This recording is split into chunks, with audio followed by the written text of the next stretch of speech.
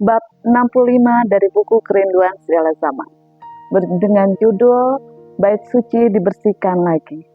Mengulas peristiwa tindakan tegas Yesus menyucikan pelataran bait Allah untuk kedua kalinya pada masa-masa akhir pelayanannya di Yerusalem. Bab ini menyingkapkan perselisihan sengit antara keagamaan komersial para imam Yahudi dengan kesucian serta otoritas ilahi Kristus. Berikut adalah ringkasan poin-poin penting dari bab ini. Yang pertama, perdagangan dan penistaan pelataran bait Allah.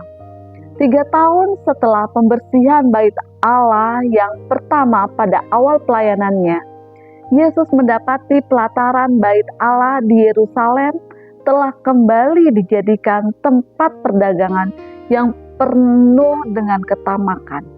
Para imam dan pejabat Sanhedrin mengubah tempat ibadah menjadi pasar yang bising.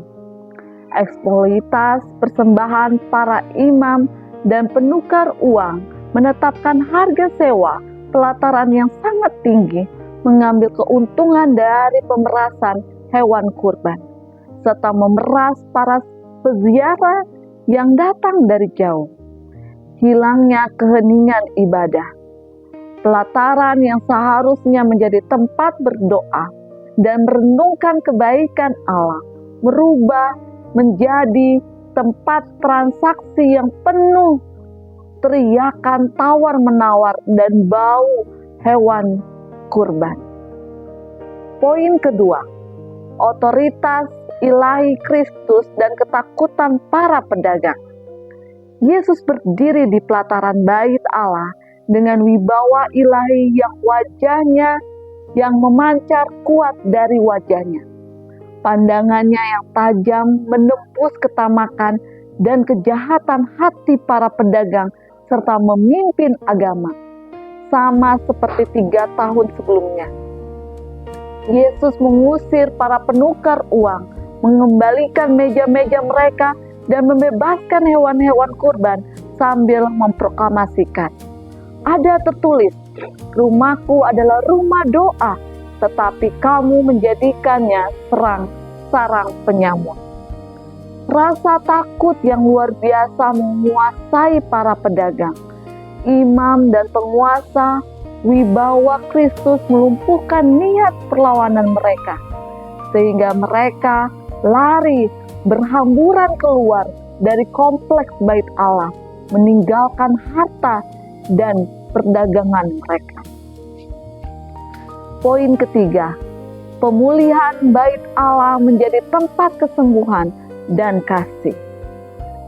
Segera setelah para pemeras dan pedagang yang curang lari keluar, suasana bait Allah berubah total. Pelataran yang telah disucikan diisi oleh orang-orang miskin, buta, lumpuh, dan menderita yang merindukan pertolongan. Yesus melayani mereka dengan kasih yang mendalam.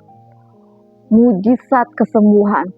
Orang-orang sakit disembuhkan dan penderitaan mereka diubah menjadi sukacita. Tempat suci sejati bait Allah kembali menjalankan fungsinya yang sejati sebagai tempat penyataan kasih karunia dan pemulihan Allah bagi manusia. Poin keempat, nyanyian pujian anak-anak dan kemarahan pemimpin agama. Anak-anak kecil yang menyaksikan kesembuhan orang tua mereka dan keagungan Yesus memenuhi pelataran dengan melambaikan dahan-dahan palem sambil menyanyikan pujian mesianis. Hosana bagi anak Daud. Para imam dan ahli Taurat yang memberanikan diri kembali ke bait Allah merasa sangat jengkel dan marah mendengar pujian tersebut. Mereka menuntut agar Yesus membungkam anak-anak itu. Engkau dengar apa yang dikatakan anak-anak ini? Yesus membela anak-anak tersebut dengan mengutip kitab suci. Ya, Belum pernahkah kamu baca, dari mulut bayi-bayi dan anak-anak yang menyusu, Engkau telah menyediakan pujian? Mazmur 8 ayat 3. Poin kelima, kebetulan dan kebutaan hati para imam. Pembersihan kedua ini merupakan peringatan dan panggilan bertobat terakhir dari Kristus kepada para pemimpin agama Yahudi sebelum masa kesengsaraannya. Namun, ahli-ahli bertobat para imam, kepala dan ahli Taurat justru makin terpukul harga dirinya. Kebencian mereka memuncak dan mereka semakin bulat merencanakan cara untuk membunuh Yesus secara rahasia tanpa memicu kemarahan rakyat. Inti dari pesan bab ini mengajarkan bahwa Allah menuntut kesucian dalam ibadah dan tidak dapat mentolerir agama yang dijadikan alat untuk keuntungan pribadi atau komersialisasi.